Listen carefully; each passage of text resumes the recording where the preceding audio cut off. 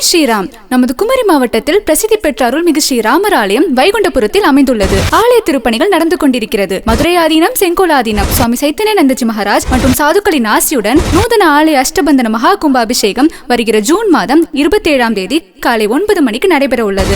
அன்று மாலை சிறப்பு விருந்தினராக திரு அண்ணாமலைஜி மற்றும் நைனா நாகேந்திரன் அவர்கள் கலந்து கொள்கிறார்கள். ஆகையால் பக்த பெருமக்கள் அனைவரும் இந்த மகா கும்பாபிஷேகத்தில் கலந்து கொண்டு ஸ்ரீ ராமச்சந்திரமூர்த்தி மற்றும் அன்னையின் ஆசி பெற்று செல்லும்படி அன்புடன் அழைக்கிறோம்.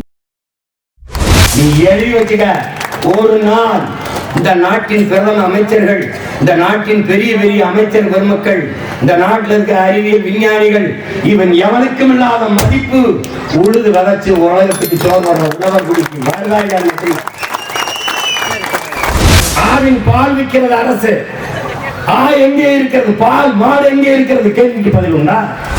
ஒரு காலத்தில் இதே இடத்தில், ஒரு காலத்தில் எழுதி வச்சுக்க, விரைவில் இதே இடத்தில் பனை சார்ந்த பொருளை தயாரிக்கிற தொழிற்சாலை நிறுவப்படும். அங்கே அரசு பணி கொடுக்கப்படும். போதையின் பாதையில் செல்லாதீர்கள். உங்கள் அப்பா சொல்லுகிறேன், உங்கள் அப்பா சொல்லுகிறேன், போதையின் பாதையில் செல்லாதீர்கள். பணக்கார நோய் எதென்று நாங்களுக்கு அறிவியல்ல ஒரு மதிப்பெண்ணுக்கு கேள்வி வந்தது. படித்தவங்களுக்கு தெரியும். ஒரு மதிப்பெண்ணுக்கு பணக்கார நோய் எது என்று எங்களுக்கு ஒரு கேள்வி வந்தது. அந்த கேள்வியில் நாங்கள் சர்க்கரை நோய் என்று எழுதுவோம். அதுக்கு ஒரு மதிப்பெண். அதுக்கப்புறம் கல்லு குடித்தவன் தள்ளாடுவது ஏன் எங்களுக்கு கேட்பான். சிறுமுலை பாதிக்கப்படுவதா, அது தள்ளாடுது, இப்படிதான் பதில் எழுதுவோம். இந்த பணக்கார நோய் சர்க்கரை. இன்னைக்கு சர்க்கரை நோய் இல்லாத இந்த கூட்டத்திலே இருக்க முடியாது. ஏன்னா பரம்பரை சொத்து மாதிரி பரம்பரை நோயாக கடத்தப்படும். காரணம் இந்த ரசாயன உணவுப் பொருள், ரசாயனம், இந்த இனிப்பு, சர்க்கரை இதுல சாப்பிடுறதுனால வந்துட்டு அதை சந்தைப்படுத்த கருப்பட்டியை ஒழிச்சாங்க. பனை ஏறத கேவலமா பார்த்தான். பனை ஏறத இப்ப பாண்டியன் என்ன சொல்றாங்க, இங்கே கல் மது, அவங்க சொல்றபடி கல் மது சரியா இருக்கும். உங்க டாஸ்மார்க்ல விற்கிற பீர், பிராண்டி, விஸ்கி, ரம்மு, ஜின்னு, ஒயின் எல்லாம் அதுக்கு பேர் என்ன? அது புனித நீரா? கோயில கொடுக்கிற தீர்த்தமானா அதுக்கு பதில் என்ன? நாம ஒரு கேள்வி கேட்கிறோம். கல் உணவின் ஒரு பகுதி. சான்று யதார்த்தத்தில் இருக்கிற உணவு முறையில் இருக்க பழக்கங்களே வரும். ஒரு மனிதன் நீ எவ்வளவு நகை பணம் கொடுத்தாலும் போதும்னு சொல்ல மாட்டான். உணவு ஒன்றில்தான் மனிதன் போதும் என்று சொல்வான். நீங்க சாப்பாடு வச்சு சாப்பிட்டே இருக்கும்போது உணவை மட்டும்தான் எனக்கு போதும் என்று சொல்வான். நீங்க என்ன பாருங்க, நீங்க ஒரு விருந்துக்கே போங்க, சாப்பிடுங்க, சாப்பிடும்போது எனக்கு போதும். எவ்வளவு சுவையான சாப்பாடு இருந்தாலும் போதும். அது மாதிரி நீங்க சாராயம் அல்லது ரம்மு, ஜின்னு, இந்த மாதிரி சீம சரக்குகளை நீங்க குடிச்சா அவன் போதும்னே சொல்ல மாட்டான். மயங்கி மட்டையாகி கீழே விழுகிற வரை குடிச்சுட்டா இருப்பான். ஆனா கல்லு 2 லிட்டர் கொடு, 2 செம்பு, எங்க ஊர்ல செம்பப்ப அளவு, இப்ப இங்கே லிட்டரு போத்தல், 2 போத்தலை குடி போதும். நீ உலகத்திலேயே கல்ல குடிக்கிற மட்டும்தான் போதும். கல் உணவின் ஒரு பகுதி. அதை குடிச்சு செத்தவன் தாலி அடுத்த பொம்பளை, வாழ்வையில் அந்த பொம்பளை ஒருத்தி சொல்லுவான், உலகத்துல கல்லு குடிச்சு செத்தவன் ஒருத்தன் சொத்தை விட குடிச்சு வித்துட்டாப்பா அப்படின்னு ஒருத்தனை இல்ல. தம்பி சொன்ன மாதிரி ஏழு ஒரு 10 நாளைக்கு நீ தொடர்ந்து ஒரு கல்லை குடிச்சாலும் தோல் மினுமினு பாய் நானே சீமான வெள்ளக்கார மாதிரி ஆகிட்டு. உண்மையா இல்லையா? உண்மையில மினுமினுப்பா இருக்கு. அப்படியே என்னையா மச்சான், என்னையா ஒத்த பண்ண கல்லூரியா, ஆள் தூக்கலா இருக்கியா, தோல்லாம் மினுமினுக்குதியா? எங்க அண்ணன் திரிக்கிறாங்க. நாங்க போட்டோ அடிச்சுட்டு நான்லாம் சொல்றது விற்கப்படல. நானே எங்க அண்ணன் ரவி வந்துட்டு வரல. காலேஜ் இளையாங்குடி கல்லூரியில் படிக்கிறோம், ஜெயகிருஷ்ணன் கல்லூரியில் படிச்சு எங்களுக்கு வேலையே எங்க பாருங்க, உலகத்துல கல்லு கடை கல்லூரி வாசல்ல திறந்தது எங்க கல்லூரியிலாம். கல்லூரி வாசல்ல கல்லு கடை. எங்க வாத்தியார் நடராஜ், எங்க ஒரு விளையாட்டு வாத்தியார், அவருடைய அப்பா அப்படியே எங்க பாருங்க ஒரு மண்ணில் காலை இது வெட்டி காலுக்குள்ள இப்படி காலை உள்ள விட்டு தரையிலே நாற்காலி மாதிரி உட்கார்ந்து பானை இருக்கும். வாய்ப்புக்கு போகும்போது ஒரு செம்பு நல்லா கொஞ்சம் போய் அவங்க வாத்தியாரோட பேசிட்டு அவருக்கு தெரியும் போட்டாங்க அந்த கல்லுக்கடை. அப்புறம் திருப்பி படத்துக்கு பரம்புடி ரவி சண்மா தேடி போகும்போது ஒரு செம்பு போராட்டா கை போடுறது, கபடி விளையாடுறது, இப்படியே இருப்பான். அப்போ இங்கே கல்லூரிக்கு போகும்போது எங்கள் சூடாக இல்லையாங்கல்ல சாலையில் வடை போடுவோம், மிச்சரு பக்கோடா எல்லாம் வாங்கி கட்டிக்கணும். நான் எங்கள் அண்ணனும் போனோன்னா ஒரு தம்பி கல் இறங்குவான். இந்த பாருங்க இந்த பனையில் இறங்க 2 பேரும் இங்கே உட்காந்து அவன் இறக்கி எங்களுக்கு வச்சுட்டு போவான். அடுத்த பனையில் ஏறி இறங்குறதுக்குள்ள இதை முடிச்சுட்டு அந்த பனைக்கு போய் நிற்போம். அந்த பனையில் இறங்கிட்டு அடுத்த பனைக்கு போவான், அதை குடிச்சிட்டு அடுத்த பனைக்கு போய் நிற்பான். 13 பனை கல்லை 2 பேரும் குடித்தான். அவன் அருளாப்பட்டியை கல் வச்சுட்டு குடுவையை வச்சுட்டு காலில் வந்துட்டான். ஏன்னா டேய் நீங்க படிக்கிறீங்களா, ஏன்னா உங்க கணக்கு ஒரு சொட்டு கல்லோட எனக்கு வைக்காம 13 பனையே மாட்டான் பாரியலா குடிப்பீங்க. அந்த அளவுக்கு காலை குடிச்சா அது ஒரு இது சொல்றது, அது ஒரு ராஜ வாழ்க்கை. அதை அனுபவிச்சவனுக்கு தான் தெரியும். இந்த படுவாவிய இதை டாஸ்மாக் வியாபாரம் படுத்துக்கிறவங்களுக்கு கல்லை மருந்தாக்கி, கல்லு மது அல்ல. என் தம்பி சொல்றாப்புல பாண்டியன், அது மதுங்கிறது பீர் பிராண்டி விஸ்கி ரம்மு ஜின்னா, அது மதுவும் அல்ல, அது விஷம், அது பாய்சன். பூச்சிக்கொல்லிங்கிறான், பூச்சிக்கொல்லி எலி மருந்து. நீ சாப்பிட்டா எலி சாப்பிட்டா சாகு, நீ சாப்பிட்டா சாதியா சாக மாட்டியா சாங்க.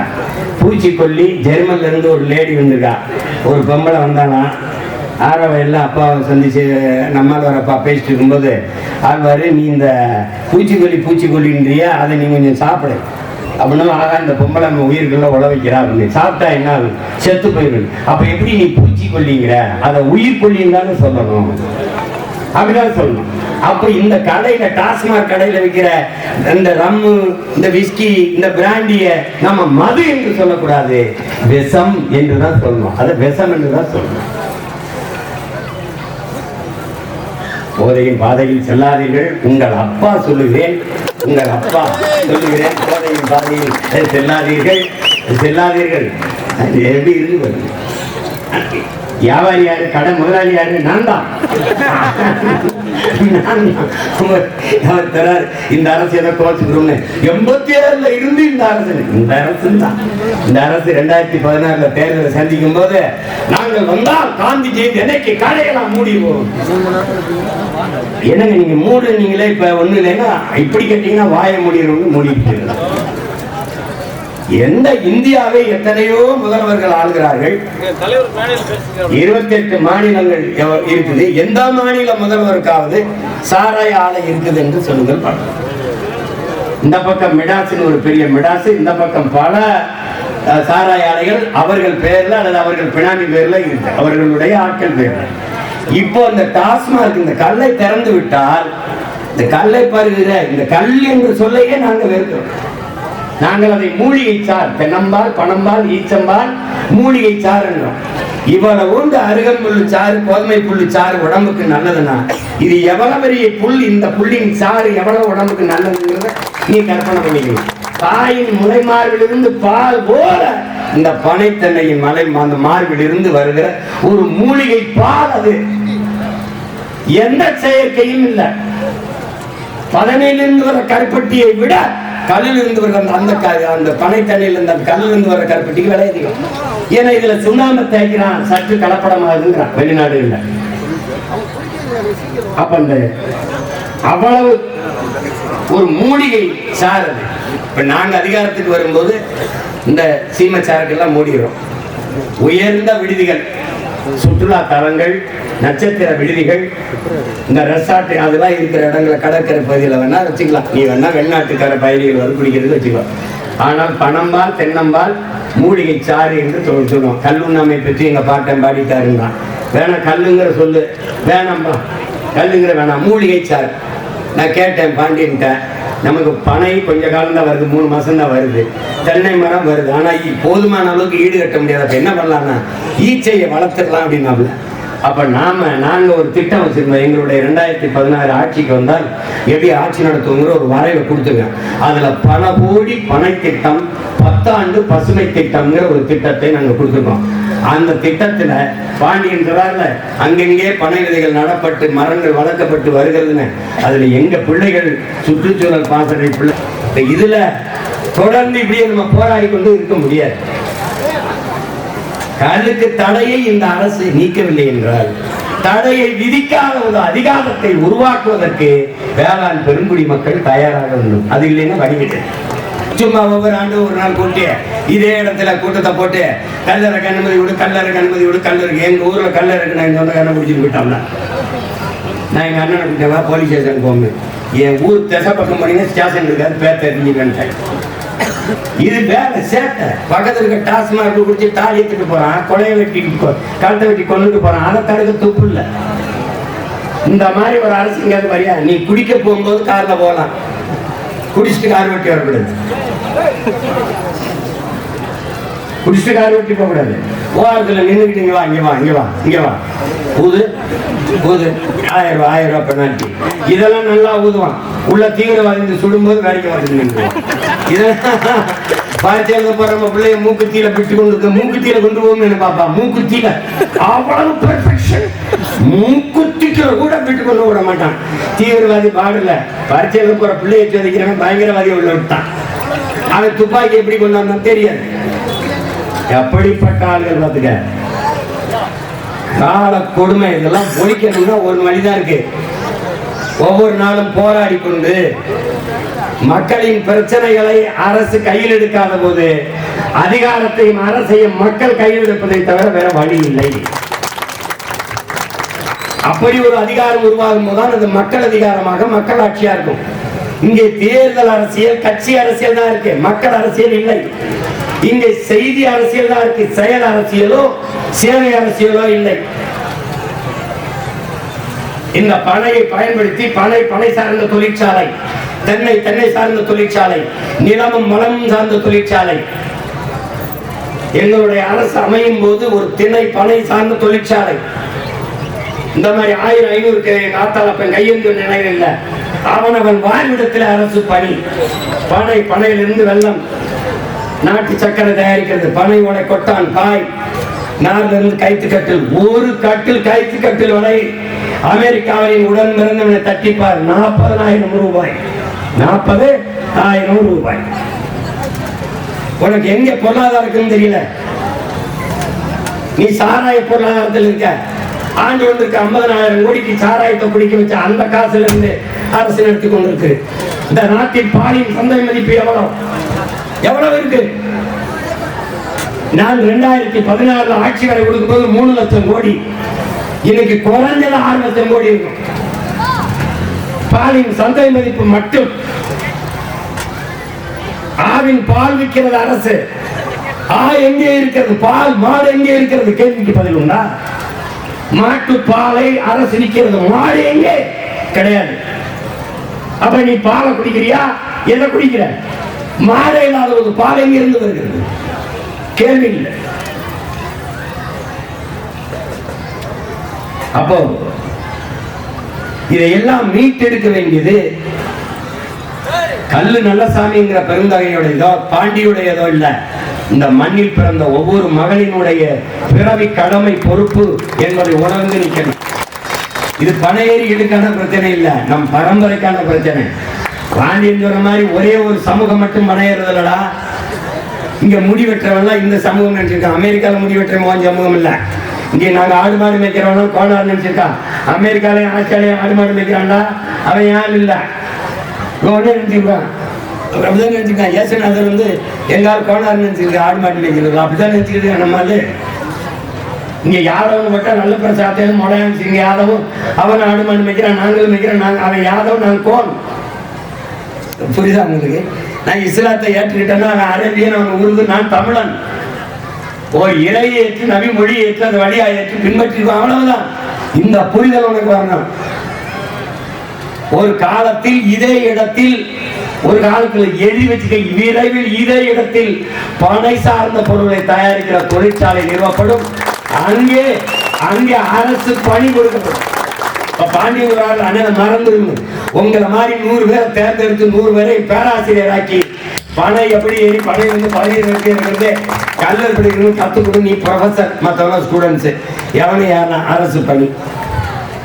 நான் வேளாண்மை செய்வதில் அரசு பணியாக்குவேன், ஆடு மாடு வளர்த்தல அரசு பணியாக்குவேன், பனை ஏறுதல் தென்னை மலை ஏறுதெல்லாம் இருக்குன்னு அரசு பணியாக்கி ஜீவிக்கிறேன். வேண்டாம். டாஸ்மாக் கடையில் சாராயம் ஊற்றி கொடுக்குறவன், சாரம் ஊற்றி கொடுக்குறவன் கவர்மெண்ட் எம்ப்ளாயாக இருக்கலாம். உலக உயிருக்கு இத்தனை பேருக்கு சாப்பாடு போடுறேன் ஆத்தாளப்ப விவசாயி அரசு வேலையாளர் இருக்கிறதா, கவர்மெண்ட் எம்ப்ளாயி இருக்கிறதா? என்ன இது? எழுதி வச்சுக்க. வேளாண்மை செய்பவன் அரசு பணி. அவனுக்கு 60 வயசுக்கு ஓய்வூதியம், அவனுக்கு ஓய்வூதியம் கொடுப்பான். நீ நினைச்சுக்க, நீ தம்பி உழுதுண்டு வாழ்வாரை வாழ்வார் மற்றெல்லாம் தொழுதுண்டு பின் செல்வர் நீங்கள் மூதாதை தந்தல்லைய மறைமொழி பொய் இல்லை. நல்லா கொஞ்சிக்கணும். உழவினார் கைமடங்கின் இல்லை, விளைவதும் விட்டேம் என்பார்க்கும் நினைங்கிறான். தம்பி பற்றற்று போயிடறான். மண்ணாசை, பொன்னாசை, மக்களாசை எல்லாம் துறந்துட்டான். எல்லா ஆசையும் துறந்து போன ஒரு ஞானி கூட, ஒரு சாமியார் சன்னியாசி கூட உழவன் கைமடங்கி படுத்துட்டா வாழ முடியாதுங்கிறான்.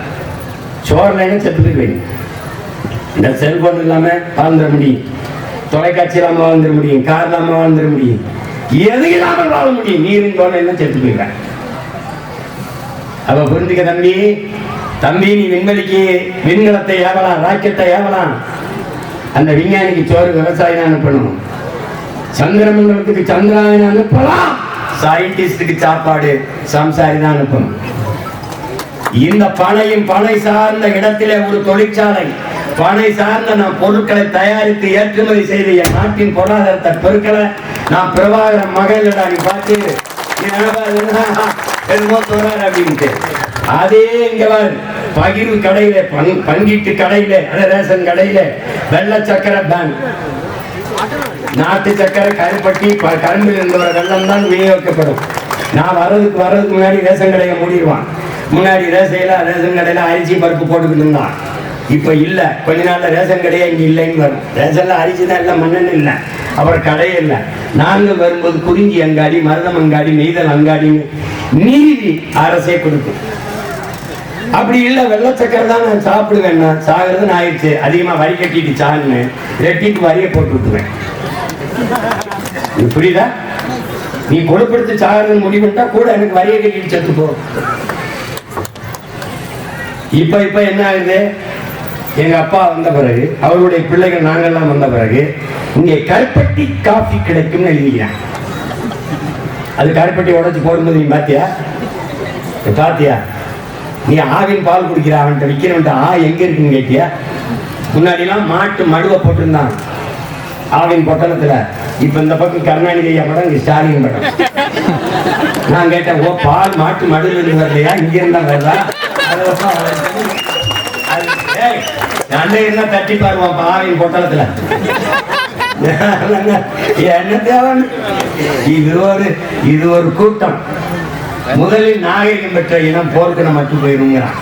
நீ நாகரிகம் பெற்ற இனம் மாதிரியா இருந்த உட்காருன்னு 1 மணி நேரம் கத்துற, அப்படி போய் உட்கார மாட்டேன். என்னைக்கு இந்த சமூகம் மேம்பட போகுது? வெள்ளக்காரங்களாம் இப்படி ஏதாவது ஒரு கூட்டத்தில் நின்று பார்த்துக்க, நீ அவ்வளவு ஒழுங்கு இருக்கு. அந்த ஒழுங்கு எப்படி இருக்குன்னா, எங்க கட்சி கூட்டம் நடக்கும், பெரிய பெரிய கூட்டங்கள் வந்து பாரு, எங்க பிள்ளைங்க வெளியிருக்காங்க. இப்ப கூட அன்னைய கோயம்புத்தூர்ல 50,000 60,000 பேர் கூடனா ஒரு சட்டம் இருக்க, ஒரு குறுக்கு மேற்கும் ஓடுறது ஒன்னு இருக்க. ஏன்? பிரபாகரன் பிள்ளைகள் மக்கள் ராணுவம் போல இருப்பான். உலகிற்கு நாகரிகத்தை கற்றுக் கொடுத்த இனத்தின் மக்கள் என்ன செய்யறது, எதை சாப்பிடுறது, எதை பேசுறது, எதுவும் தெரியல. உங்கள் மகன் அதிகாரத்துக்கு வந்தவர் ரோட்ல நொங்கு இளநீர் எவன் வைக்க முடியாது. கடை கட்டி கொடுத்துருவேன் நானே. கடை இங்க ஒரு கடைனா பில்டிங் சென்ட்ரிங்லாம் கிடையாது ராஜா. தகர பெரிய பெரிய தொழிற்சாலையில தகர சீட்ல தான் நடக்குது.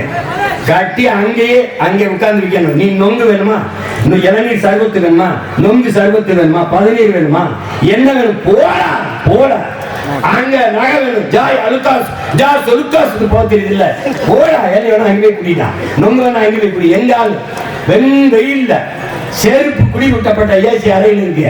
கத்தரிக்காய், வெண்டைக்காய், முருங்கைக்காய், சுரக்காய், நொங்கு, இளநீர் ரோட்ல கிடக்கு. உருப்பட மாடா இந்த நாடு, உருப்பட மாடா. கார்ல போட்டு மிதிக்கிற செருப்பு. இவர் இந்த செருப்பை புதுசா ஏசி ரூம்ல இருந்து வாங்கி மாட்டிட்டு வருவாப்ல. கார் 2 கோடி வந்து இறங்கப்பல, ரோட்ல முருங்கைக்காய், கத்தரிக்காய். அம்மா இந்த செருப்பு 1500 ரூபா அப்படியே வாங்கிடுவாப்ல, 5 ரூபா குறைக்க மாட்டாப்ல. இங்க வந்து கீரை கட்டு அளவு 5 ரூபாய்ங்க, கொஞ்சம் மாத்து போட்டு கொடுங்க, 4 ரூபா கொடுக்குறேன். ஏன்? பாவப்பட்டவன் இவன் இந்த பேரம் பேசிட்டு இருப்பான். பேரம் பேசி வாங்கி இந்த கத்தரிக்காயை வாங்கி கார்ல ஏறி போவாப்ல. போய் வாசப்படியில 5000 வாங்கினார்ல செருப்பு, அதை வாசல் விட்டுருவாப்ல. இந்த ரோட்ல இருந்துச்சுல, இதை அங்க உண்டி சமையல உண்டி கழுவி சாப்பிட்டு உள்ள போட்டு வாங்கி வாழ்வாப்ல.